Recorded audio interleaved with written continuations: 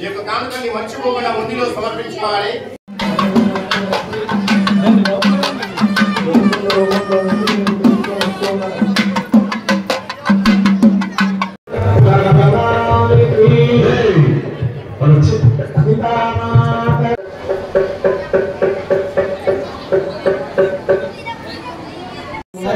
ఏదైనటువంటి సేవా సమితి మంత్రులుగా జాగ్రత్తగా భక్తులకు ఎలాంటి ఇబ్బందులు కలగకుండా